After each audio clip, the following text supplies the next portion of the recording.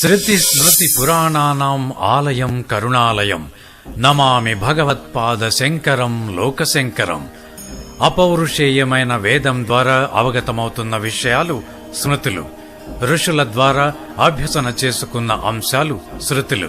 అవైదికమైన సిద్ధాంతాలు ప్రబలి ధర్మం దారి తప్పుతున్న పరిస్థితుల్లో వైదిక సూత్రాలను లోకానికి తెలియచెప్పి సనాతన సాంప్రదాయాలను సక్రమమైన మార్గంలో నడిపింపచేసి హిందూ ధర్మంలోని స్పష్టత, దార్శనికత, పారదర్శకతతో పాటు ఐక్యతను చాటి చెప్పిన భగవత్పాదులు శ్రీ ఆది శంకరాచార్యులు.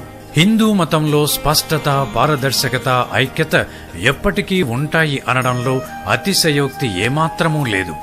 ఎందరో మహర్షుల, ఋషుల నోట అంతర్యామి వాక్కులుగా పలుకబడిన శక్తి వేదములుగా ప్రకాశిస్తున్నాయి. వేదాల పరిరక్షణ, భారతీయులను సనాతన ధర్మం పట్ల చైతన్యం చెయ్యటానికి శంకరులు కాలడిలో శివగురు శక్తితో ఆర్యాంబ గర్భంలో ఉత్తరాయణ పుణ్యకాలమున వైశాఖ శుద్ధ పంచమి నాడు అవతరించారు. సిన్ముద్రతో, మౌనంతో జ్ఞానాన్ని వ్యాపింపచేసే దక్షిణామూర్తి రూపమైన పరమశివుడు ఈ దంపతులను ఆశీర్వదించగా శంకరులు ఉదయించారు. పువ్వు పుట్టగానే పరిమళించినన్నట్లు ఆయన దైవిక శక్తి, మార్గము కాలడిలో ప్రస్ఫుటించాయి. తల్లి అనుమతితో సన్యాసం స్వీకరించి శంకరులు భారతదేశ యాత్ర ప్రారంభించారు.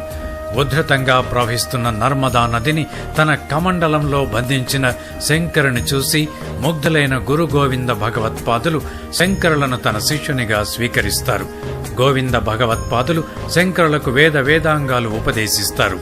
ఆత్మ, పరమాత్మ ఒక్కటే అన్న అద్వైత సిద్ధాంతాన్ని కూడా శంకరులకు బోధిస్తారు. ఆ సందేశాన్ని ప్రపంచానికి చాటమని శంకరులను ఆశీర్వదించి పంపిస్తారు. వ్యాసుల వారి అనుగ్రహంతో అద్వైత సిద్ధాంతాలను దేశవ్యాప్తంగా ప్రచారం చేయటానికి పయనమవుతారు శంకరులు. దేశాటన చేస్తూ కాంచీపురంలో కామకోటి పీఠం, శృంగేరి శారదా పీఠం వంటి ఎన్నో క్షేత్రాలను స్థాపించారు. ఎన్నో వేల దేవాలయాలను పునరుద్ధరించారు. తిరువైమరుదూర్, తిరుచి, శ్రీశైలం మొదలైన ప్రదేశాలలో ఎన్నో అద్భుతమైన స్తోత్రాల ద్వారా అక్కడి పుణ్యక్షేత్రాలకు ప్రాశస్త్యాన్ని అందించారు. తల్లి ఆర్యాంబ మరణించినప్పుడు సన్యాసి అయిన తాను ఆమెకు ఉత్తర క్రియలు చేయకూడదని తన కంటి నుండి అగ్నిని సృష్టించి ఆమె చితికి నిప్పు రాజిల్లజేస్తారు.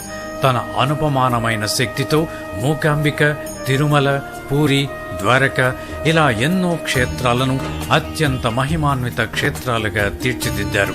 భక్తి, జ్ఞాన, వైరాగ్యములతో మానసికోత్థానం కోసం, హిందూ ధర్మపీఠాల ఐక్యత కోసం, వాటి ఉనికి కోసం అద్వైత సిద్ధాంతాన్ని ప్రబోధించారు. ఎందరో పండితులు, విమర్శకులను ఒప్పించి దేశవ్యాప్తంగా పంచాయతన పద్ధతిలో పీఠాలు, మఠాలు, క్షేత్రాలు స్థాపించారు. పామరుల నుండి పండితుల వరకు వారి వారి చేతనావస్థను బట్టి స్తోత్రాలు, ప్రకరణలు, ఆధ్యాత్మిక గ్రంథాలు వ్రాసి ఈనాటి వరకు ఆ జ్ఞాన నిధిని, ఆధ్యాత్మిక వారసత్వ సంపద నిలిచేలా చేశారు. ఆయన స్తోత్రాలతో సామాన్య జనులకు జీవన దిశ నిర్దేశం చేశారు. శంకరులు సుస్థిరపరిచిన అద్వైత సారము, ధార్మిక సిద్ధాంతాలు, పద్ధతులు ఇప్పటికీ ఏమాత్రం చెక్కు చెదరకుండా ప్రామాణికాలై కాలపు ఒడిదుడుకులను తట్టుకొని హిమాలయంల వలె ఉన్నతంగా నిలిచాయి. ఇట్టి ఆధ్యాత్మిక సంపదను ఇచ్చిన ఆ పరమ శివరూపమైన జగద్గురువులకు శత సహస్ర పాదాభివందనాలు. జగద్గురు శ్రీ ఆది శంకరాచార్యుల వారు చతురాంనాయ పీఠములను స్థాపించారు.